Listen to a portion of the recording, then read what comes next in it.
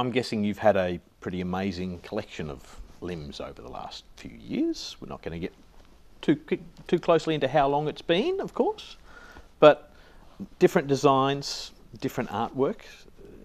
Tell me about that aspect of your life that none of the rest of us ever get to experience. It's pretty cool, actually. You can also get skinergy, so fake skin.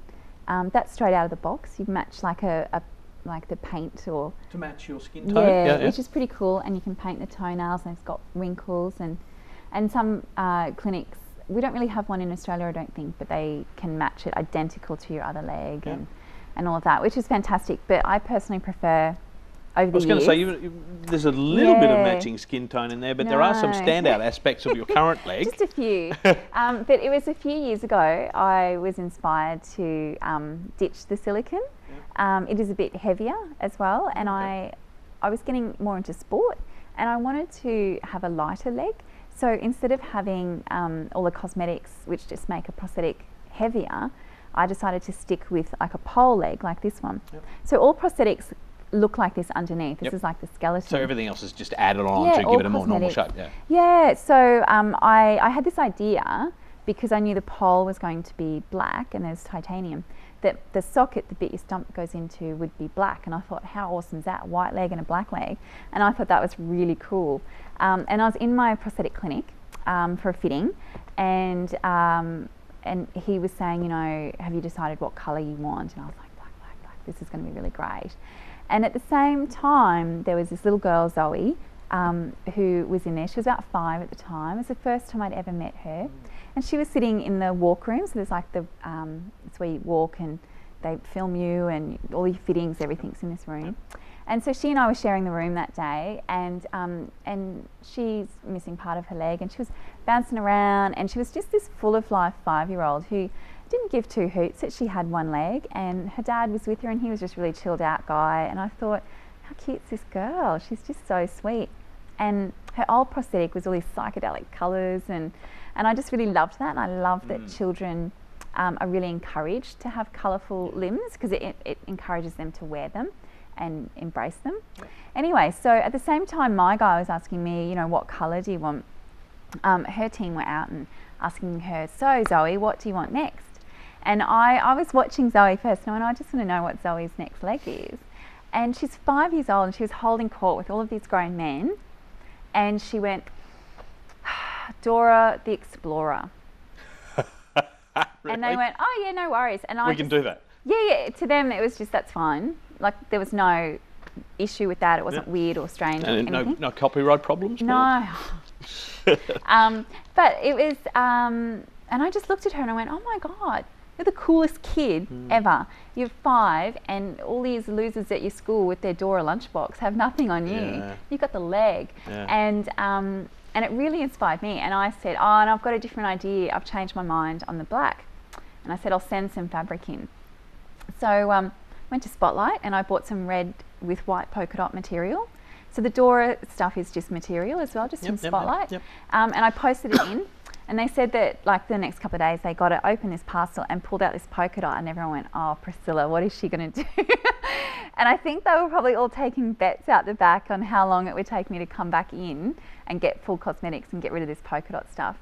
But I went in and I collected Polka, which is what her name became. And she was the greatest leg I've ever had. She changed my life. She changed the perception of other people, and she just was amazing. So instead of in the supermarket, when kids see you and they say to their mum or dad, oh, that lady's got one leg or whatever, or they point and try to articulate that woman's different or whatever, parents would drag them away and say, shh, don't say anything, don't stare, don't, you know. And instead, I'd walk into Woolies or Coles and I'd have my shorts on and my polka dot leg, and quite often there'd be little girls in a polka dot dress clutching it, not knowing how to say your leg matches my dress, because that doesn't make sense in their mind. And instead of parents pulling them away, parents were saying, I love your leg. God, did you see the lady's leg, to their kids? And I'm thinking, oh my God. Instantly broken down a barrier. Yeah, who knew that colour changed people's perceptions? I'm not a woman that has a disability. I'm not a woman that has one leg. I'm a woman with a polka dot leg. and it changed. And so after that, I just went, that's awesome. And so this is actually Poker's original foot. So this is, I have these 2 legs. So every morning, depends what I'm doing, what I'm wearing, and I choose a leg. Yep. It's great. So Poker, the socket, you know, I shrunk a bit more. So Poker retired. Yep. So I have her at home, just the socket. So I replaced that. And this material was a scarf I bought in Tokyo many years ago. And that's really nice to have a Japanese flavoured leg. And then this one, is artwork by Mark Ryden, who is an American pop surrealist, my favourite artist. And I sent him an email, cold email on the internet to his website, and I said, I love you, I'm a big fan, and I'd love to use your artwork on my leg. I'm not crazy, here's a picture of my polka dot leg. And he was super lovely and said, this sounds great, what do I need to do? Sign me up. And so I have a Mark Ryden prosthetic leg, which is a head turner. You know, when I walk down the street, people literally stop and they do. Yeah. It's very recognisable. And at the exhibition I had in London, people actually came in just to see this leg because they were such Mark Ryden fans. They couldn't believe somebody had a Mark Ryden leg. So I thought, no pressure to wear this every day, guys. Because you know, photos of me in the paper, and I just love that. I love that I have a Mark Ryden leg. So you mentioned the exhibition in London. Mm-hmm. I first became aware of you as an art curator, perhaps, when I saw a post from you on Facebook when you were asking for people to donate their prosthetic limbs for an art exhibition that you were creating here in Brisbane. Yep. What were you thinking about when you decided you would gather all these prosthetic limbs in here and paint them up? Because you've invited artists to come in and decorate the limbs. I just wanted to have fun. That's how it all started. As I think you often do, Priscilla. Yeah. There was no deep and meaningful... there's no course or anything else, no fundraising activity or anything. It's just something to do. Just me. And it started because I was cleaning out a cupboard at home and I pulled out a couple of my own old legs, because you do collect them pretty quick, especially in those first few years when you're shrinking, your activity levels change, so you get better feet as well. So I had a couple and I thought, this is crazy. I'm going to end up on hoarders with the legs and the cats and, you know, the rotten pumpkins, and I was a bit worried about it. And so I thought I should get some friends. It's a long way from legs to rotten pumpkins. Oh, I know, but there's always a rotten pumpkin in hoarders when I watch it, under the newspapers and stuff. Trust me. So I had this image of me being on there with all these, like a house full of legs. And I thought, this is crazy. I've got so many creative friends. I'm going to ask a couple of my friends to paint these, and then I can hang them. So I'm keeping them as artwork and not hoarding them. And that's where the idea started. And I couldn't decide which friends. So I decided to collect a few more legs and ask a few more people. And the exhibition was just created quite naturally. That I told a few people about it. Do you think this is a strange idea if I collect old arms and legs off people and give them to artists and hang them on walls and make an exhibition? And I was waiting for people to just brush me aside and say, oh, it's another Priscilla crazy idea. But everyone really loved it and were really fascinated. So it sort of snowballed, and I started collecting limbs from all around the world because of Facebook, and artists from all around the world, and Spare Parts was born by accident. So tell me about the ins and outs of that, because there's obviously a lot of work involved, and because you're the admin side of this, you're not the artistic side of it, and that's the difference, I guess, is that you're not decorating the limbs, are you? No. You're a behind the scenes worker. I sure am. It was my first exhibition that I had ever done. You'd never had an exhibition of any type of art? I just thought I'd give it a go. Worked out pretty well for me. So far so good, yes. So I guess because I am an organised person, and all of my years working in music. And you've worked in the artistic community for many years, So I had some friends to help and mentor me, you know, and lots of creative friends to enlist as artists to, you know, sort of kickstart the idea. And it just worked really well. I spoke to a lot of amputees, you know, to make sure that they were on side with the idea, and they loved it. And amputees really loved to see their leg go on and have a second life. And something because that once you've moved on to another leg, that goes in the cupboard, and it kind of stays there, doesn't it? Yeah, you know, they can be a good doorstop and stuff, but that's about it. You know, you've got to put a shoe on it though for the doorstop. I do that sometimes. But and something that I didn't expect, because this all started for fun, was getting limbs donated by families of amputees who've passed away. So, and that became a really therapeutic process for those people. And in the end, the first exhibition was at the Powerhouse with arms and legs hanging all over the place, and it was an opportunity to inspire and to educate and to break down barriers, create conversation, and I couldn't have dreamed of a better crazy idea, which is exciting. What was the overriding reaction to that first exhibition from people who came along for the first time? What was the feedback that you got from them? That it was so different, that they had never thought about such an idea, they'd never seen anything like it. So that made me happy that my idea could be so unique.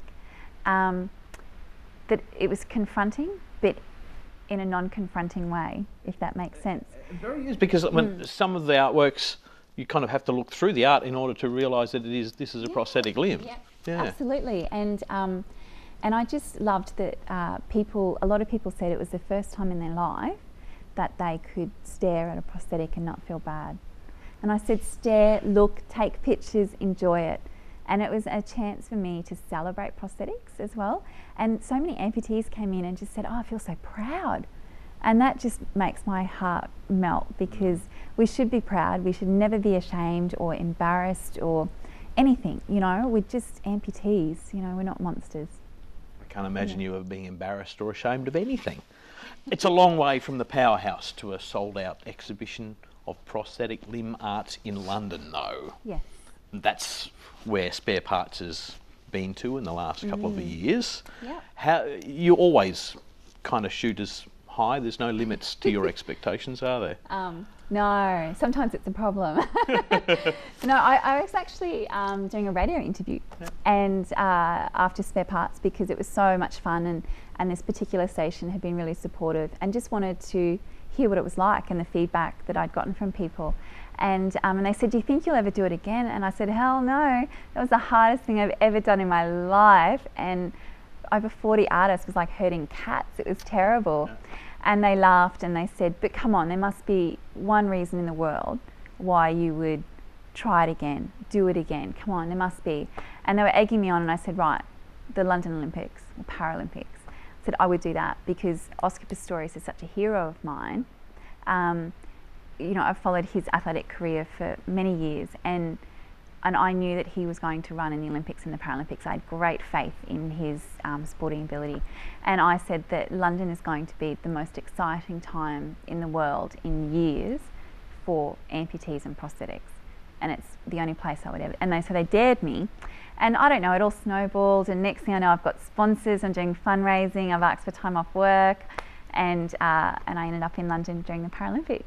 Sold every item of artwork? Oh, not every item, well, but almost, many. Yeah. Yes, and it was great because generally Spare Parts is about making money for artists.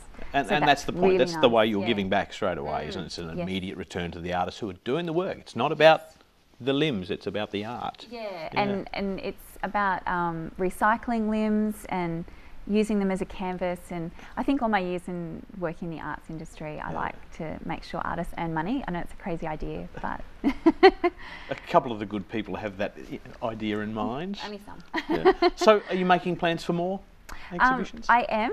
So at the moment, there's a few things on the boil. So the Queensland Museum at the moment have an exhibition called Collectomania.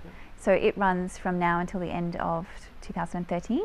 And it's all about Queenslanders who collect. So I have 2 legs in that exhibition. So I'm very proud that 2 things from my creation are in the Queensland Museum. Later this year, I have a mini exhibition at the Powerhouse of 10 legs that I actually am selling off for charity. So keep your eye out for that. And speaking of eyes, the next big exhibition is all about prosthetic eyes. So no arms and legs. Artists contacting you from around the world wanting to be involved in your next exhibition? Yes. Yeah. Yes, it's quite nice. It's a pretty amazing thing, isn't it? I feel very lucky. Yeah. It's amazing the change, the transition from all those years ago, the crop dicers flying over Billawheeler. That should bring you to this point in your life. Yeah, it's. I feel very blessed to be where I am, very lucky. My family are amazing and they support everything that I do.